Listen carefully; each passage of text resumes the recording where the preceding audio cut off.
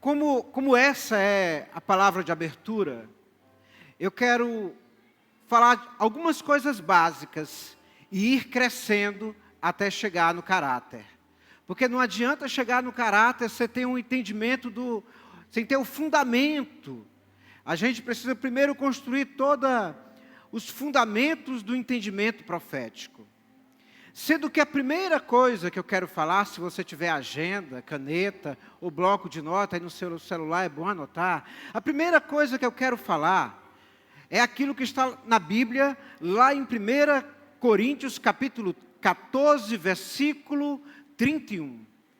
Aonde diz, glória a Deus, aonde diz que todos podem profetizar. Olha para o crente que está do teu lado e diga, você pode profetizar. Veja, a palavra de Deus diz que o Espírito Santo trabalha no corpo, trabalha na igreja, se move através de nós. Isso quer dizer que qualquer crente, ele tem essa promessa e esse direito espiritual de profetizar, inclusive independente da situação espiritual que ele mesmo possa estar vivendo. Mas junto com esse entendimento, precisamos ter outro. Não é que, porque toda a igreja, todo crente pode profetizar, que todo crente, toda igreja é profeta. Efésios capítulo 4, versículo 11, é o segundo entendimento, diz que ele designou uns para apóstolos, e outros para profetas, e outros para evangelistas, e outros para mestres, e outro para pastores. Então uma coisa é aquilo que o Espírito Santo faz no meio da igreja. Toda a igreja pode profetizar. Outra coisa é o chamado, o encargo, o comissionamento que o Espírito Santo faz sobre a vida de alguns. Quem está entendendo? Então esse é o primeiro entendimento. Veja, o que é que diz lá em 1 Samuel, só tomar nota para a gente ser rápido e prático. 1 Samuel capítulo 19, do versículo 18 ao versículo 24, prova isso que eu estou falando. É um dos textos que provam esses dois entendimentos aqui. Diz que depois que fugiu, Davi foi falar com Samuel em Ramá e contou-lhe tudo o que Saul lhe havia feito. Então ele e Samuel foram a Naiote e ficaram lá. E Saul foi informado, Davi está em Naiote, em Ramá. Então Saul enviou alguns homens para capturá-lo. Todavia, quando viram um grupo de profetas profetizando, dirigidos por Samuel, o Espírito de Deus apoderou-se dos mensageiros de Saul, e eles entraram em transe profético. Contaram isto a Saul, e ele enviou mais mensageiros, e estes também entraram em transe profético. Depois mandou um terceiro grupo, e eles também entraram em transe profético. Finalmente ele mesmo foi para Ramá, chegando à grande cisterna do lugar chamado Seco. Perguntou, onde estavam Samuel e Davi? E lhe responderam, em Naiote de Ramá. Então Saul foi para lá. Entretanto, o Espírito de Deus apoderou-se dele, e ele foi pelo caminho em transe profético até chegar a Naiote. E despindo-se de suas roupas, também profetizou em transe na presença de Samuel. Ele ficou deitado nu todo aquele dia e toda aquela noite. Por isso o povo diz, está Saul também entre os profetas? Você entendeu o que está acontecendo? Saul, ele não estava mais assim, variando as ideias. Ele recebia uma palavra profética de Samuel para fazer algo, e ele fazia, só que ele fazia não do jeito que Deus tinha orientado, mas do jeito que ele queria fazer.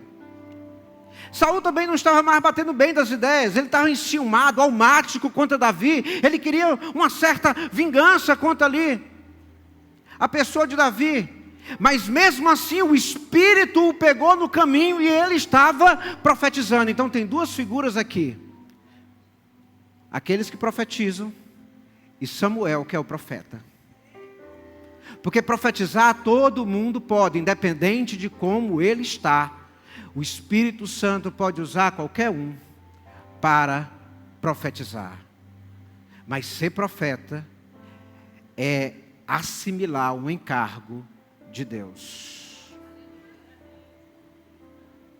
É estar debaixo de um chamado, de um comissionamento que o Senhor reservou para alguns. Quem está entendendo, diga amém. Vamos aqui para o segundo fundamento, entendimento que eu quero trazer. É que o espírito de profecia, ele sempre trabalhou no meio da igreja. A profecia sempre foi atuante em todas as eras e séculos e lugares aonde a igreja chegava, o espírito da profecia chegava também, de alguma forma ele chegava, em alguns lugares mais acanhados, em outros movimentos pentecostais mais fortes, mas aonde a igreja estava, o espírito da profecia estava. Agora, o que aconteceu é que desde o fim da igreja primitiva, que vem ali da igreja de Atos, até as igrejas de Apocalipse, desde aquele tempo, a figura da pessoa do profeta foi meio que amputado do sistema da igreja. A profecia continuou, mas o profeta não mais. O profeta foi anulado, juntamente com o apóstolo, foi anulado ali do meio dos comissionamentos do corpo de Cristo. É como se a mão agora ficasse apenas com 3 dedos.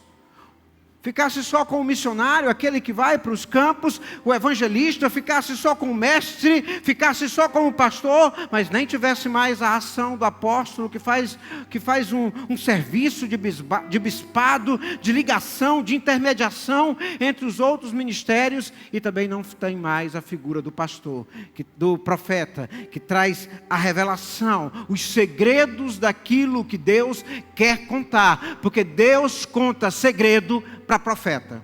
Olha para quem está do teu lado, diga: Deus conta segredo para profeta.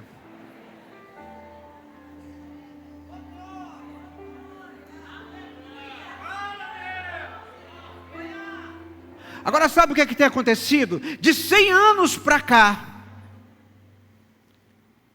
tanto a figura do profeta como a figura do apóstolo foram restaurados dentro da igreja.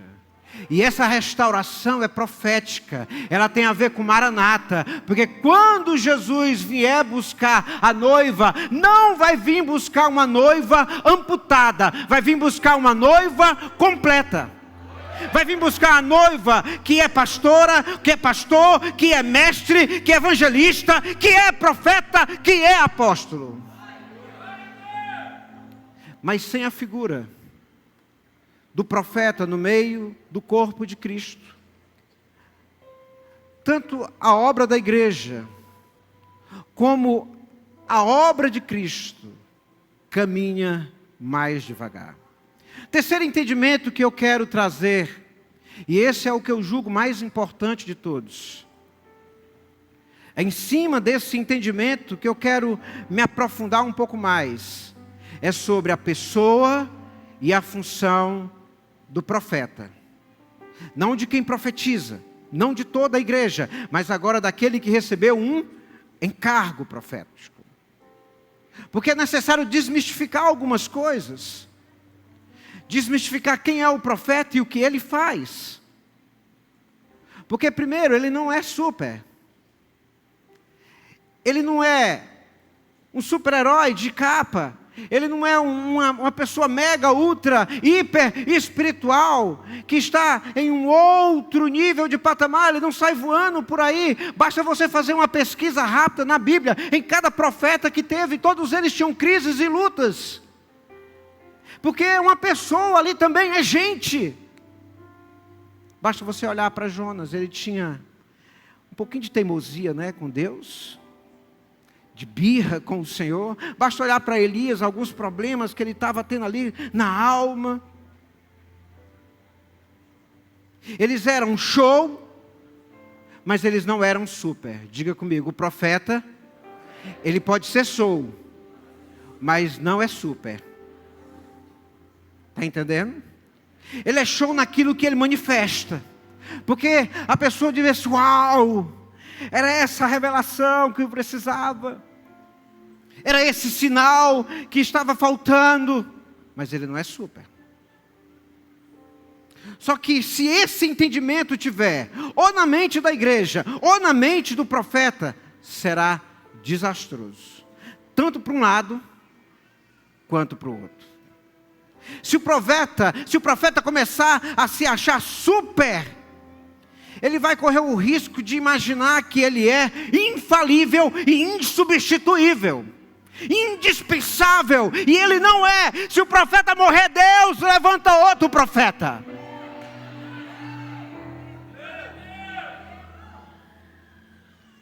Eu não quero diminuir a pessoa do profeta, porque ele é uma pessoa digna, ele é digno de honra, ele é digno de crédito, ele é digno de celebração, ele é digno de respeito, mas ele não é um semideus na terra. Ele não pode ser visto como um amuleto da sorte por você. A igreja não pode, o profeta é o amuleto da sorte, vem cá, deixa eu pegar no meu amuleto da sorte hoje. O profeta bíblico da parte de Deus, ele traz a revelação daquilo que Deus quer falar. Inclusive não dizer nada, quando Deus não quer dizer nada. Talvez essa seja a maior luta da maioria dos profetas de ofício. Achar que precisa sempre ter uma palavra para todos e para tudo. Só que na verdade não é bem assim. Eu me lembro que há algum tempo atrás, eu vou contar algumas experiências minhas. Há algum tempo atrás eu estava em uma reunião pequena e estava profetizando, entregando algumas palavras para algumas pessoas. E eu percebi que Deus não tinha mais nenhuma palavra para entregar para ninguém naquele lugar. E eu fiquei tranquilo, mas tinha algumas pessoas que não receberam palavra. E tinha aquele irmão chato, né, que ficava, e aí, você entregou para todo mundo e não entregou? E aí, cadê a minha palavra? E aí, pressionando ali, de certa forma, procurando, chateando de alguma forma, insistindo. Pastor, Deus tem algo para falar comigo e você não quis dizer. Aí ficou aquela perturbação santa. Eu sabia que Deus já tinha concluído as palavras, mas mesmo assim eu fui orar pelo irmão, pastor. Eu fui orar por ele. Eu não sei se doeu mais nele ou em mim. Porque o que eu ouvi de Deus foi: Marcos, quando acabar, acabou. Eu disse, meu Deus, aonde que eu me meti? Mas Deus também falou uma palavra para a pessoa. Diga para ele que eu não falo com orgulhoso, até que se arrependa. Quer dizer, ele ia sair da reunião sem ouvir isso, mas como ele ficou lá, perturbando. Cuidado quando você perturba o profeta. Pode acontecer duas coisas. Primeiro, você ouvir o que não gostaria de ouvir. E a segunda coisa é ainda pior.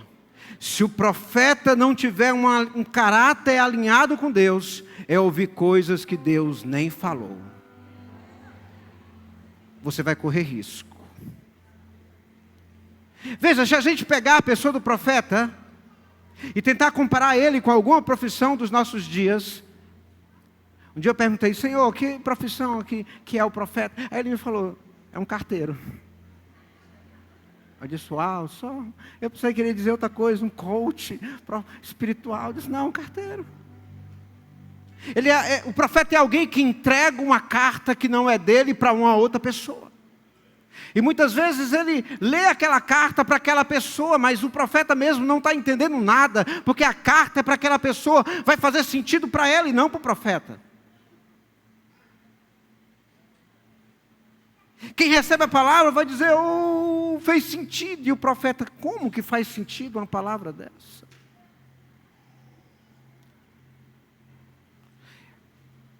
Veja, o profeta é um carteiro, mas ele não é um arquivista. Porque tem gente que liga para o profeta e diz bem assim, ei, você se lembra, Joane, daquela palavra que tu me deu lá em 2015? Aí o Joane diz assim, quem é essa pessoa mesmo? Não estou lembrando nem quem é tu, imaginando a palavra. Profeta não é um arquivo morto que está ali para você puxar a gavetinha. O profeta é um carteiro. E sabe qual é o problema? É que muitas vezes a pessoa recebe uma palavra profética e não toma nota. Eu sei que meu pastor, ele toma nota, ele tem um caderno profético. Porque um dia Deus me revelou, Deus me disse assim, diga para ele olhar o caderno profético de ano tal. Eu disse assim, eu nem sei, mas vou dizer, Senhor, isso é contigo. Mas muitas vezes a pessoa fica tão emocionada quando recebe uma palavra que não esquece de anotar. Aí pensa que o profeta que entregou vai lembrar de anotar, mas não lembra. O profeta só lembra de anotar a que ele recebe para ele mesmo, que alguém entregou, que alguém trouxe para a vida dele.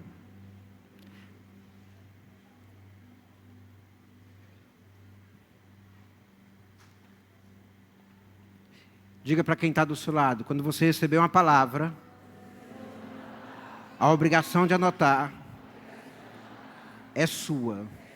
O profeta é só um carteiro que entregou a carta. Dá uma salva de palmas para Jesus.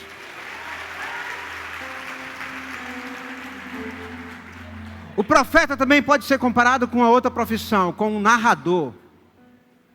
Sabe aqueles carros de som que passam na rua? Aquele do Paraíba, anunciando promoção, gritando, isso e aquilo. O profeta bíblico também é comparado como o atalaia. Jonas fez esse papel quando entrou na cidade de Nínive. Ele não saiu entregando palavras individuais, pessoais para ninguém. Ele saiu anunciando, dizendo que algo ia acontecer naquela cidade, algo grande da parte de Deus, iria mudar tudo naquela cidade. Então muitas vezes o profeta é esse que grita coisas e que faz anúncios e declarações, não na vida de um, mas na coletividade de uma igreja, de uma cidade, de uma nação. Nos últimos anos, o Senhor tem levantado vários profetas a nível mundial para fazer isso, para serem atalaias, pessoas que estão levantando uma voz profética, dizendo que Deus vai sacudir, que Deus vai abalar, que Deus vai expor aonde tem mentira, que Ele vai trazer verdade, que Ele vai trazer justiça. São palavras que não param, são profetas que estão agitados, mexendo as águas nesse mesmo movimento, dizendo que Deus vai fazer e repetindo, olha, Deus vai fazer, mas no nível maior.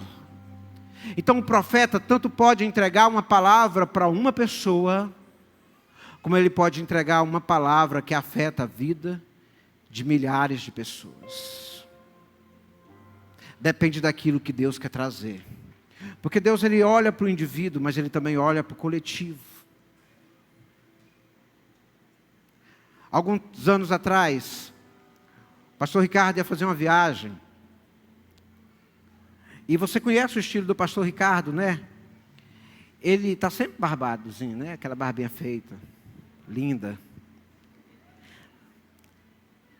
Aí, Deus me entregou uma palavra. Eu disse, Ricardo, olha, Deus me disse que você vai fazer uma viagem, mas é para você ir sem barba. Não faz o menor sentido para mim. Não sei se vai fazer sentido para ti. Mas está aqui a palavra. E eu estou indo embora. Porque profeta é carteiro, mas não é fiscal. Olha para quem está do outro lado, diga, profeta é carteiro, mas não é fiscal. Ei, se o profeta é fiscal, ele não é profeta. Ele está querendo te manipular. Ele está querendo monitorar a tua vida. Para até a roupa que tu compra, o penteado que tu faz, ele quer dizer se é de Deus ou se não é de Deus. A minha obrigação era só entregar. Ricardo, não sei, não faz sentido para mim. Tomara que faça sentido para ti. Eu acho que é Deus querendo te livrar lá, porque tu pode parecer um homem-bomba da Al-Qaeda. Então, Ricardo... Eu disse, aí ele que não é doido, disse, eu vou obedecer. É com ele. A obediência de quem recebeu a palavra não tem nada a ver com o profeta, tem a ver com quem recebeu. Então entregue a palavra e saia. Olha para quem está do outro lado, diga, entregue a palavra e saia.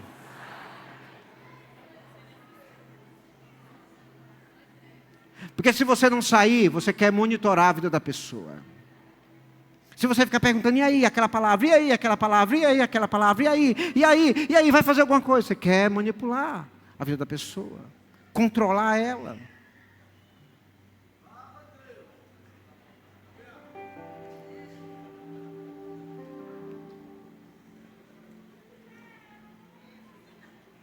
Deixa eu te contar um outro exemplo. Eu contei o exemplo do pastor Ricardo a nível pessoal. Agora eu quero falar de um outro a nível coletivo. E esse outro, ele atingiu um grupo maior de pessoas. Eu me lembro de uma palavra que o Senhor me entregou um dia. Nós estávamos na chácara da nossa igreja, os pastores reunidos ali em equipe. De repente chegou um homem lá naquela chácara. E o homem, quando ele estava vindo ainda, Deus me mostrou ele, aquele homem. Deus me disse, olha, aquele homem não é político, mas ele vai ser. E ele vai ser logo de cara vice-governador e depois de um tempo governador. E eu entreguei para o pastor Leonardo, como ele mesmo disse, eu compartilho muita palavra com ele. Eu disse, pastor, não sei quem é aquele homem, não sei de onde vem, para onde vai, o senhor conhece, então entregue ao Senhor a palavra. Vamos junto. Foi uma palavra que se tornou real e afetou não só a vida daquele homem, mas afetou a vida de todo o estado do Maranhão. Porque aquele homem se tornou vice-governador e depois ele se tornou governador. Deus continua falando. Olha para quem está do teu lado e diga, Deus continua falando. Dá uma salva de palmas de novo para o Senhor.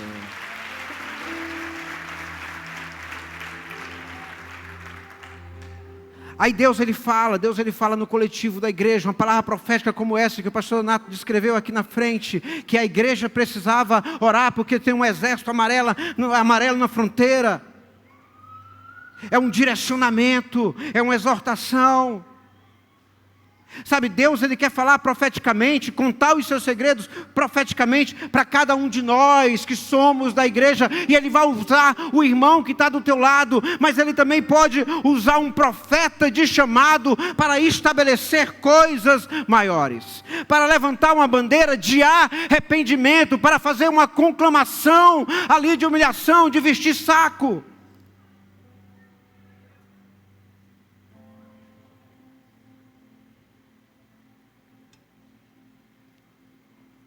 Eu me lembro que eu fui convidado para pregar em uma igreja. Eu tenho um critério dentro de mim. Eu costumo ir na igreja dos pastores que me conhecem, ou que pelo menos já ouviram eu pregar. Porque me conhece. E sabe que profeta é meio assim, não bate bom da ideia. E eu fui convidado para pregar numa igreja e eu sabia que nem aquela igreja não era uma igreja amiga e nem aquele pastor também. Mas a agenda estava livre, eu disse, eu não estou livre, é perto. Então eu vou lá, eu aceitei aquele convite e eu fui. Ô pastor. Aí eu estou lá, quando eu sento naqueles bancos daquela igreja, que eu olho aquilo que eu preparei para ministrar, eu disse, fecha, tu não vai falar nada disso. Aí eu disse, sangue de Jesus. Me lasquei. Eu sabia que Deus ia fazer alguma coisa. Quando o dirigente me chama, que eu chego perto do púlpito, eu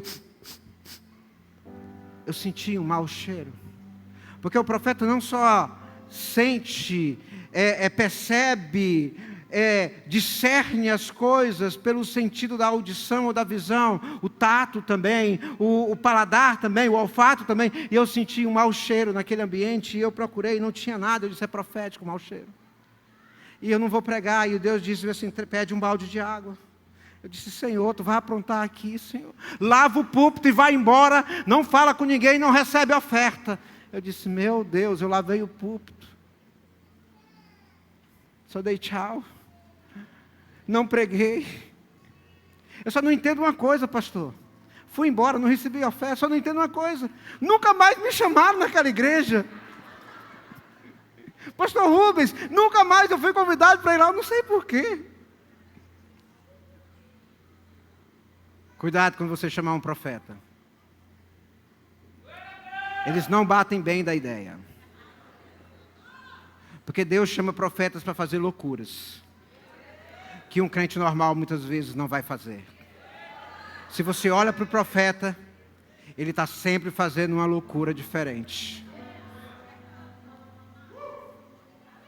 Profeta na Bíblia faz machado virar isopor. Coloca sal na água para tornar a água doce. Então seja o profeta no nível que ele estiver atuando.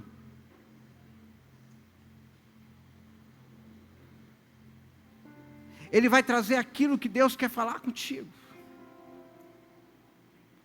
E não aquilo que você quer ouvir que Deus fale contigo. Porque tem muitas pessoas que vão atrás de profeta para ouvir aquilo que ele já quer ouvir. Porque ele já está decidido em fazer algo que ele já decidiu fazer. Mas o ofício do profeta e do espírito de profecia que está sobre a igreja é edificação, exortação e consolo. E o que passar disso é do maligno. Olha para o crente que está do teu lado e diga: edificação, exortação e consolo. O que passar disso é do maligno. Dá uma salva de palmas para Jesus.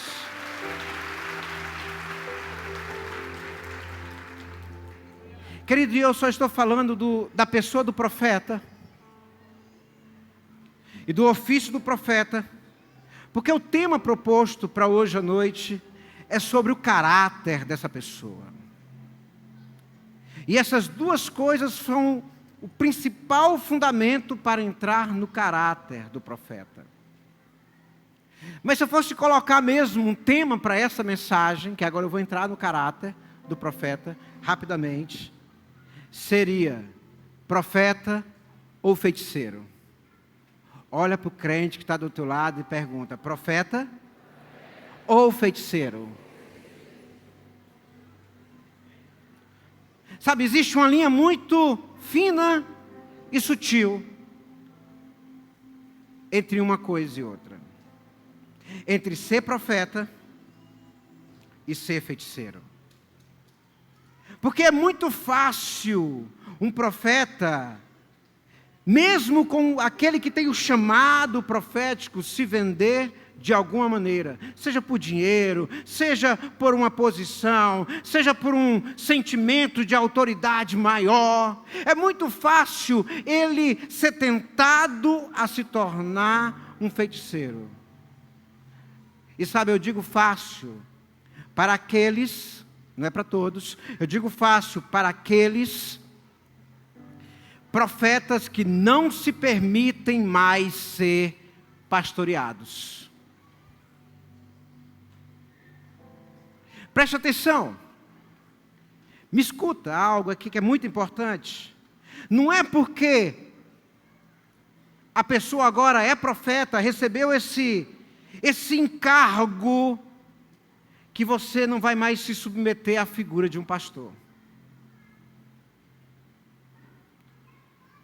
Não é porque o profeta ele tem acesso aos segredos de Deus, que Deus conta para ele, que ele agora não vai ser mais uma ovelha.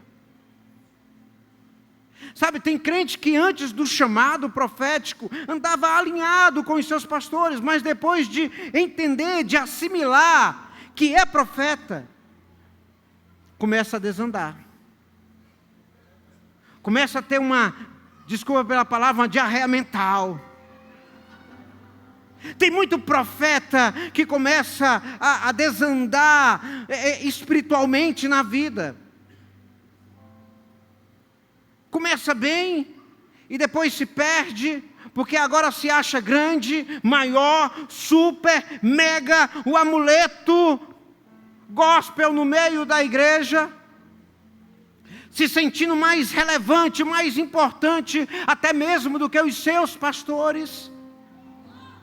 Só porque atuam na área das maravilhas, na área da revelação, na área do sobrenatural, só porque tem um acesso mais facilitado para isso. Aí disse: eu não preciso mais de pastor. Começou a se tornar feiticeiro.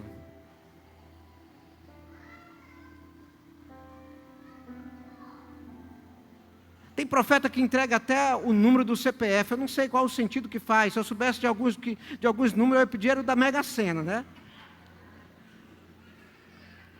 Não era de CPF, não, mas não é para jogar não, pastor. Depois a gente conversa. Só quebrando o gelo, meus irmãos. Para não ficar tão pesado.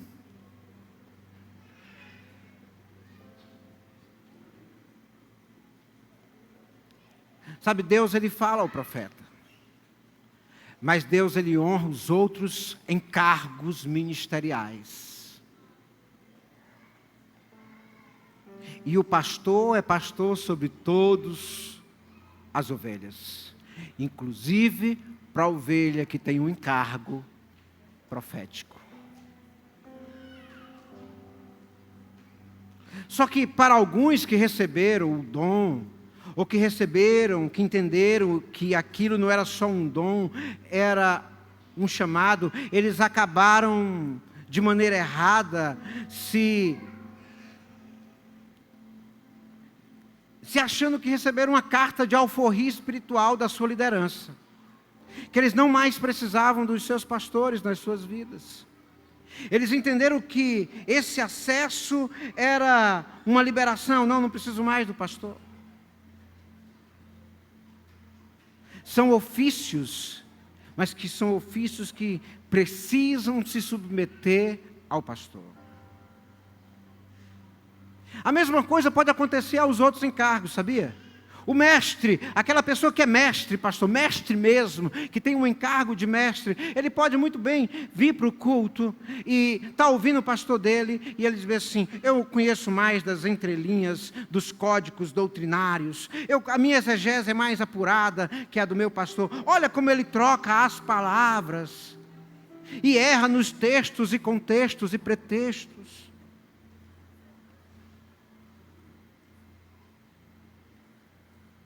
Ele corre o risco de ir para o culto e voltar pior para casa. Porque ele está mais crítico ao ipsilipse daquilo que o pastor está pregando do que no rema que o pastor está trazendo, do que no pão e na água que o pastor está trazendo para alimentá-lo. A mesma coisa pode acontecer com o coração do missionário. Eu estou no campo missionário. Eu abdiquei de muita coisa, eu renunciei a muita coisa. O pastor está aqui. Olha, eu pisei em nações que o pastor nunca vai pisar. O missionário muitas vezes se esquece. Corre o risco de achar que a dificuldade minha dificuldade que eu estou passando, é como se Deus estivesse me aprovando mais do que o meu pastor. Ele não pode esquecer de quem enviou foi o pastor, e que ele é sustentado pelas orações do pastor, e que ele é sustentado pelas ofertas do pastor e da igreja que ficou. Escuta.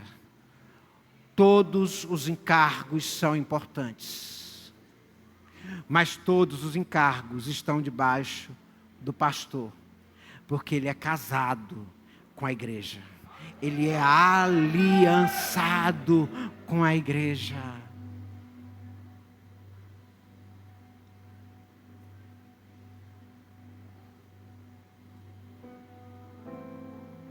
Quando eu tive a minha experiência com o Espírito Santo de Deus, há quase 20 anos atrás, que eu fui batizado no Espírito Santo. Logo após isso veio dentro de mim uma certeza que Deus estava me levantando como profeta. E depois eu recebi mais 3 confirmações de pessoas que eu não conhecia, que Deus também estava me levantando como profeta. Eu nem sabia bem nenhuma dessas coisas. Mas, quando o Senhor falou comigo, que eu entendi o chamado, Ele me deu uma palavra muito pesada, que é uma palavra que eu carrego ainda hoje. Ele disse: Marcos, cuidado. Olha para a pessoa e diga: cuidado. Marcos, cuidado.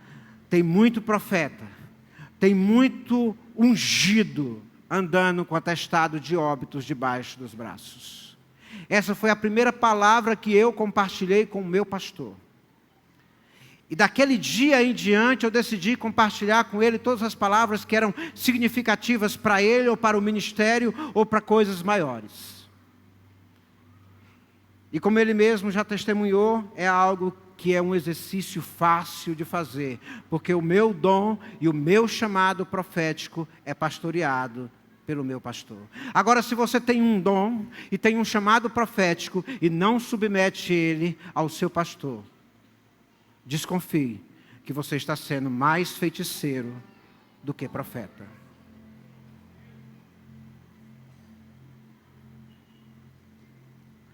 Qual é o problema?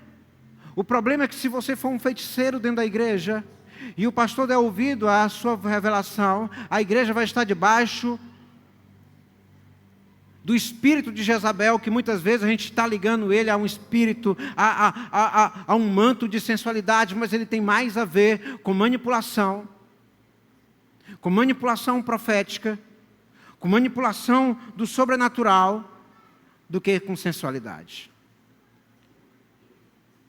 Se o pastor estiver debaixo desse encantamento, a igreja vai ser pastoreada por Jezabel e não pelo Espírito do Senhor. Agora, se o profeta for de Deus, ele vai ficar em paz em entregar a palavra para o seu pastor e depois sair de cena. Porque o profeta entrega a palavra e sai de cena. Quem está entendendo? Ah, como eu fico em paz quando eu entrego uma palavra para o meu pastor, para a minha pastora. Tem horas que eu vou entregar uma palavra para ela, eu disse, eu sei que ela não vai gostar, mas é preciso.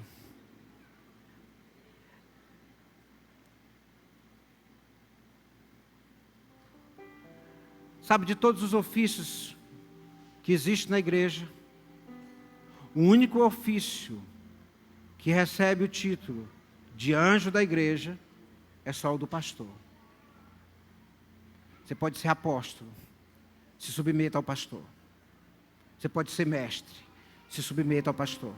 Você pode saber mais do que ele, se submeta a ele. Você pode ter acesso à revelação, aos segredos de Deus, se submeta a ele. Porque é ele que vai dizer, meu filho, minha filha, vamos orar sobre essa palavra. Vamos colocar isso aqui diante do Senhor. Vamos cozinhar essa palavra para ver se Deus confirma. Agora, se o profeta for feiticeiro, ele vai responder assim, ei, você não acredita que eu sou de Deus? Já virou feiticeiro. Porque um profeta não precisa provar que ele é profeta. Diga para quem está do seu lado, não tente provar quem você é. Porque quando ele tenta provar quem ele é, ele já deixou de ser.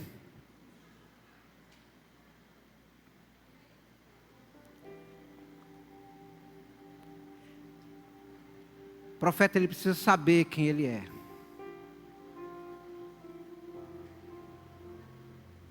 E precisa saber que a palavra que ele traz é de Deus. E precisa saber que a palavra que ele traz precisa ser provada pelo fogo. Porque o que é julgado não é o profeta. O que é julgado é a palavra que o profeta entrega. Porque mesmo o profeta sendo de Deus, ele não é infalível. Ele é falível. Ele pode entregar algo de algum momento da alma, do pensamento. Mas o pastor está ali para dizer, é de Deus. É de Deus para agora. Não, não é de Deus, mas é de Deus para o futuro. Por isso, submeta o seu dom. E submeta também o seu chamado. Aleluia. Deixa eu correr.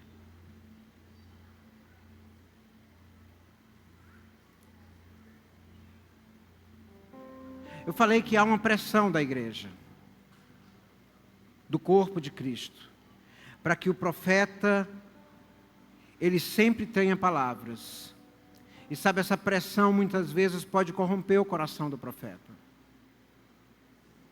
A prova disso está em Êxodo, capítulo 32. Moisés subiu para o monte, Deus estava lá, escrevendo nas tábuas da lei, e Arão ficou lá embaixo. Arão não estava tendo a experiência que Moisés estava tendo. Aí de repente o povo cercou Arão. Arão, tu é a voz profética aqui embaixo. Arão, Moisés não vai descer não, Arão. Faz um bezerro de ouro. Isso prova o tanto que o povo tem a necessidade de qualquer coisa. Sendo que Moisés estava descendo. Não era qualquer coisa. Eram as próprias palavras de Deus, escritas pelo próprio Deus. Olha para quem está do teu lado e assim, tem calma. A calma tem que fazer parte do coração do profeta. Porque senão você vai ser pressionado. Pressionado a moldar um bezerro de ouro para entregar para os outros, a moldar uma palavra agradável para os outros, e muitas vezes essa palavra não será aquilo que Deus quer falar para os outros.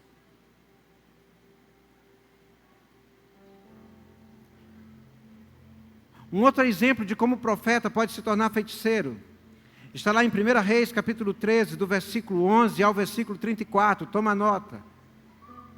Esse texto aqui, ele narra um acontecimento, fala de um profeta novo que recebeu uma palavra para anunciar sobre o reinado de Jeroboão, e um profeta velho daquele lugar descobriu que o profeta novo estava entregando uma palavra, e ele criou uma situação para encontrar, para haver aquele encontro do velho com o novo. E o profeta velho encontrou o novo ali sentado, ele já tinha entregue todas as palavras, e ele disse: olha, você que é o profeta, você que profetizou contra Jeroboão, venha para minha casa, passa um tempo comigo, vamos trocar algumas figurinhas, vê quais as profecias que você está entregando.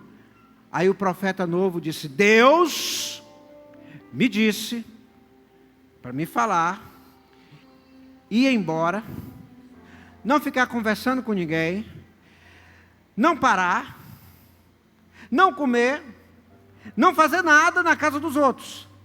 Aí o profeta mais velho disse: não, mas veio um anjo nesse inteirinho aí, veio um anjo, falou comigo e disse: volta, pode ficar na casa aqui do velhinho que vai dar tudo bem.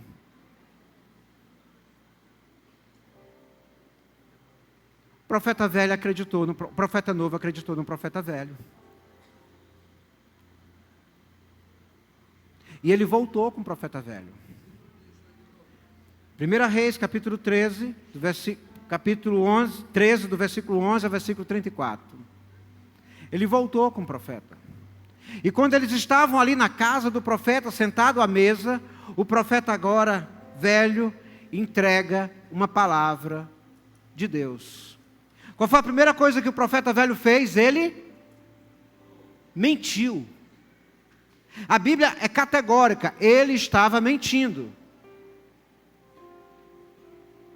E agora ele entrega uma palavra verdadeira de Deus. E ele olha para o profeta novo e disse: olha, você vai morrer, porque você desobedeceu a palavra que Deus te deu. Quando Deus te entregar a palavra, fique com ela.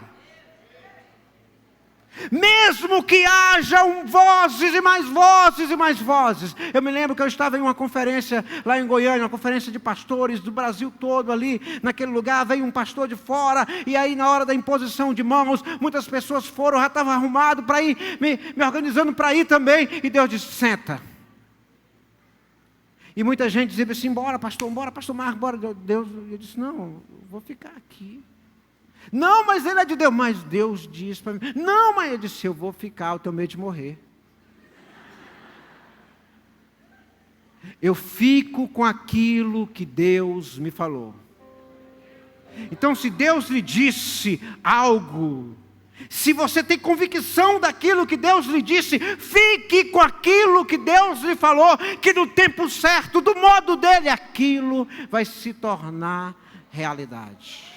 Mesmo que haja vozes dizendo: mude o rumo, mude o roteiro, fique com aquilo. Mesmo que haja profetas mais velhos dizendo: olha, altera o caminho, fique com aquilo que Deus lhe falou. que vai dar certo. Dá uma salva de palmas para Jesus.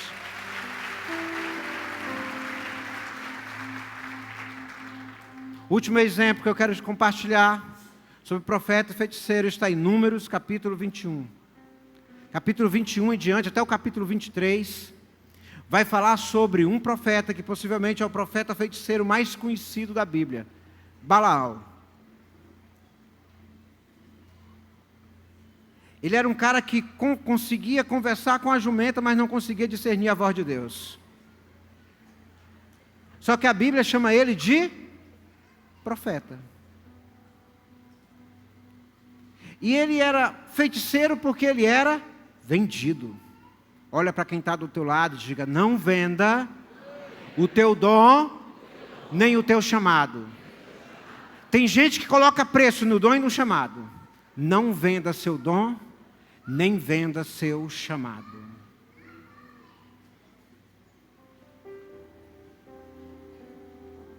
Aqui entra uma característica ruim do caráter, né?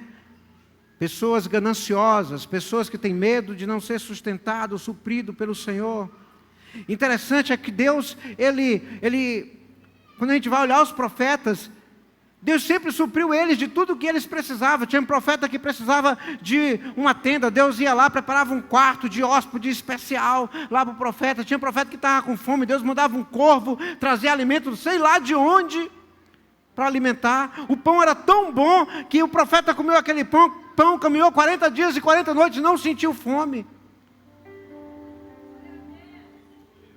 Deus sempre supriu. Ele encontra uma viúva, aí a viúva que está quase morrendo, faz um bolo, ele come, a viúva agora está rica.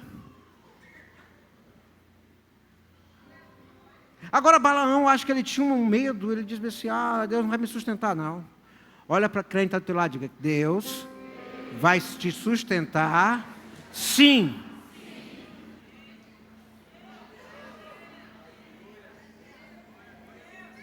Teu dom profético não é para ganhar dinheiro.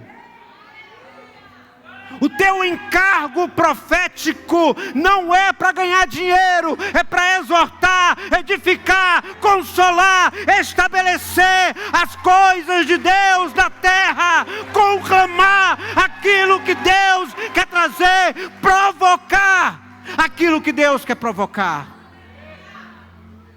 Só que Balaão, ele foi contratado, para profetizar maldições. Toda vez que ele ia profetizar maldição, Deus convertia a maldição em bênção. Aí as pessoas que contrataram Balaão disseram: ué, Balaão, o que está acontecendo? É para tu declarar isso de ruim, tu está declarando isso de bom? Eu disse: olha, eu não estou conseguindo profetizar maldição contra Israel, mas eu vou ensinar como vocês fazem para amaldiçoá-los. Ele não conseguiu declarar maldição, mas ele conseguiu fazer um ato profético para atrair maldição. Cuidado com o profeta e com os atos proféticos que destoam da Bíblia. Quem está entendendo? Se não faz sentido na Bíblia, se não traz paz, se no coração do seu sacerdote aquilo tem a ver com feitiçaria, fuja que é laço.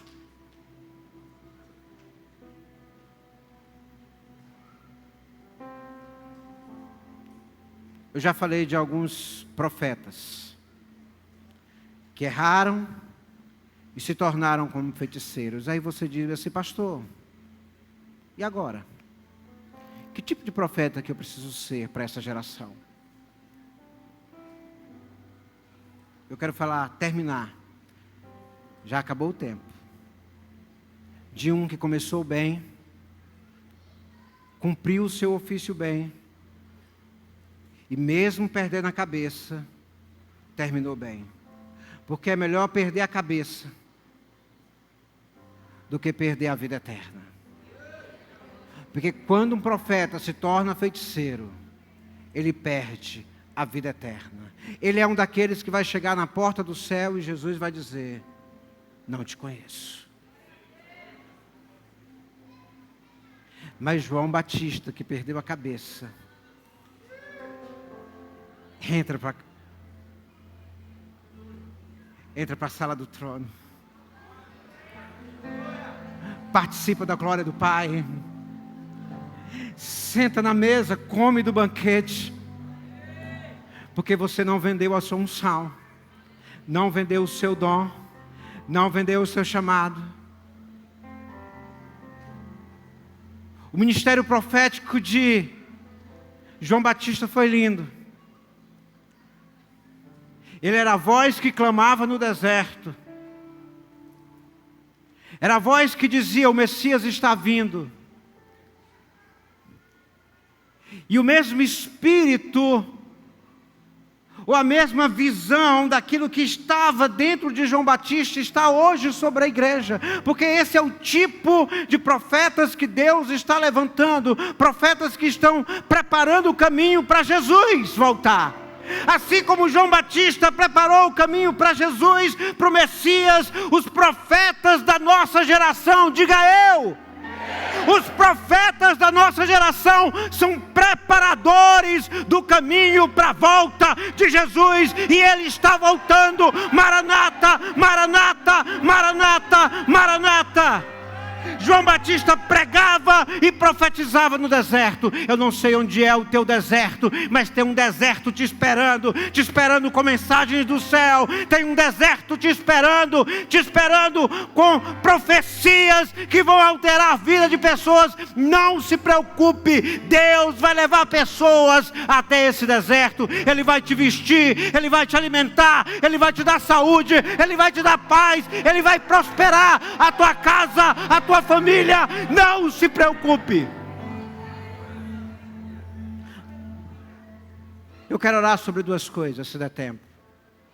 Sobre o espírito de profecia, para que o espírito de profecia esteja sobre todos nós, e orar para que Deus levante mais profetas, estilo João Batista, preparados para perder a cabeça por Jesus. Dá uma salva de palmas para o Senhor. Fica de pé.